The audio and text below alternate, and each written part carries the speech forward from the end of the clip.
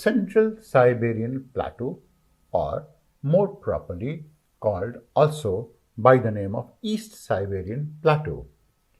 It is a bit higher than that of West Siberian Plateau, and it forms the Yenisei rivers in this case forms the natural boundary between West Siberian lowland and the East Siberian highland.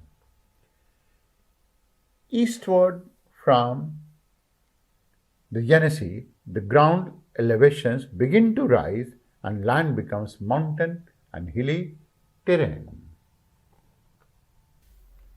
The region is interlaced with broad fluvial lowlands along the Siberian rivers.